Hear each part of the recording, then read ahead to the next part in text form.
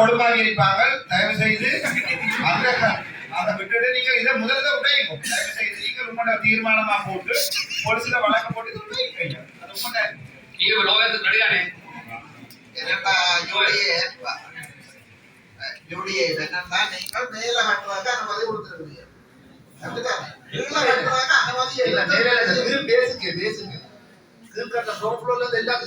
நிபந்தனை கொடுத்திருக்கிற போலவும் அகற்றினால் தான் அனுமதி ஆகும் சொல்லி அகற்றாமலே அனுமதி வழங்கப்பட்டது. அகற்றப்பட வேண்டும் சொல்லித்தான் அனுமதி வழங்கப்பட்டது. அந்த அனுமதி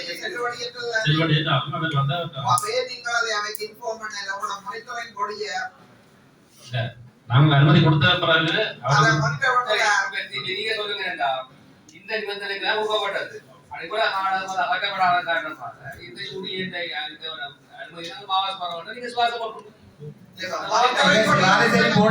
நீதிமன்றம் தீர்த்திருக்கிறது பிள்ளையான மட்டும் இவே சிவாரிசம் போடுவது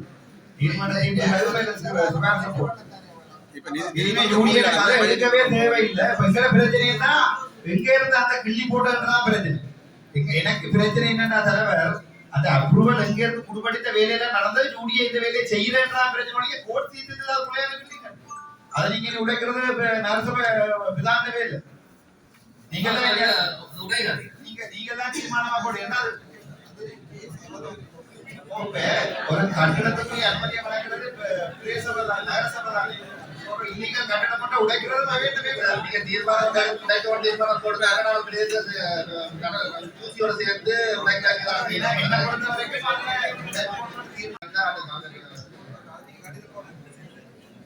இன்னொரு விஷயம் இருக்குது. This development permit is issued by the director UDA NB North Province. அதெல்லாம் கொடுத்துருக்கேன் போல என்னன்னு சொன்னா அந்த பெர்மிட் கொடுக்கிறது வடமாகாண அலுவலகத்தினூடாக தான் வழங்கப்படும். ஆனா அதுக்குரிய அனுமதி சைன் பண்ணி கொடுக்கிறது வடமாகாண அலுவலகத்தில் செய்வார். அதுக்குரிய அனுமதி வந்து சப்ளைங்ல இருந்து அவருக்கு வழங்கப்பட்டது. வடமாகாண அலுவலக பணிப்பாளர்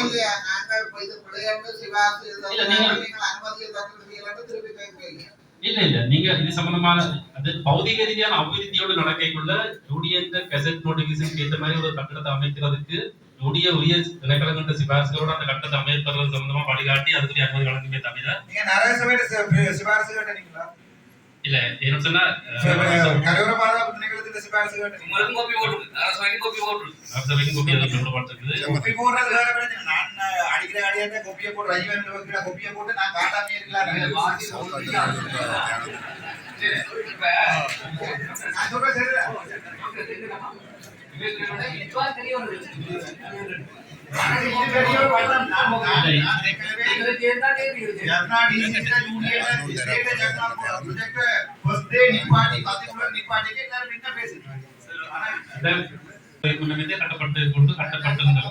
அமைச்சர் வேற உங்களுக்கு தெரியும் தானே.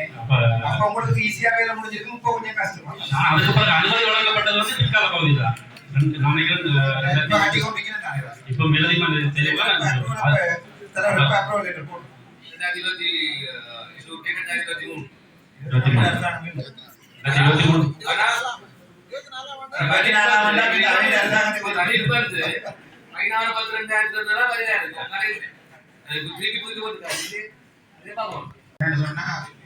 இந்த அனுமதியின்படி கொழும்புல நேரடி அடுத்த அனுமதி நகரசபை அந்த நேரத்தில் நான் 2024ஆம் ஆண்டு 4ஆம் மாதம் நகரசபையில் பொறுப்பேற்றேன்.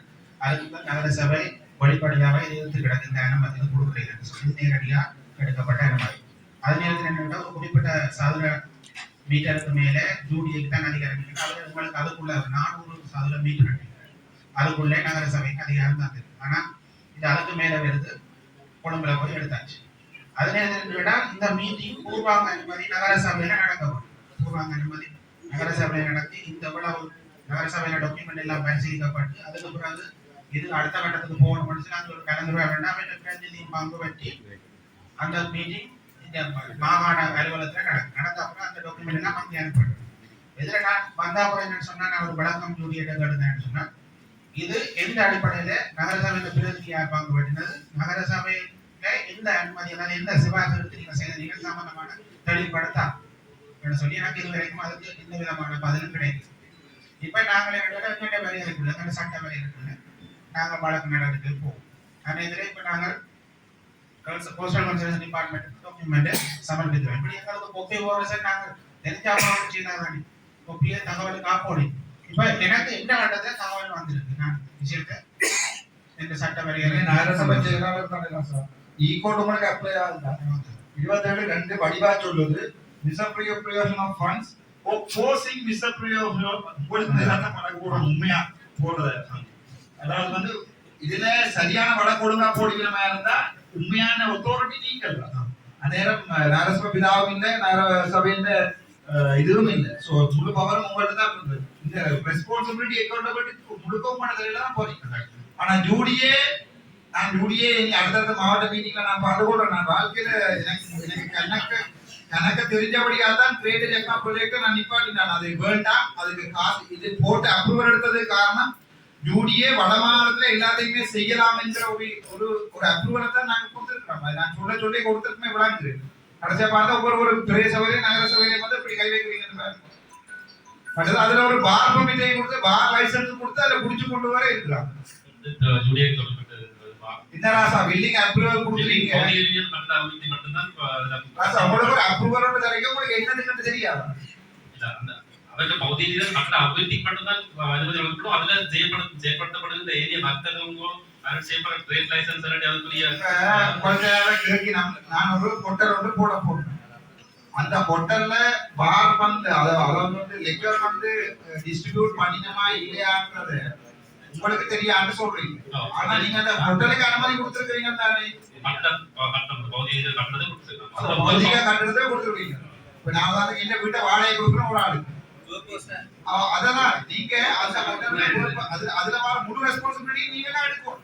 அதுல நாளை விபச்சாரம் செய்தா கூட யூடியெல்லாம்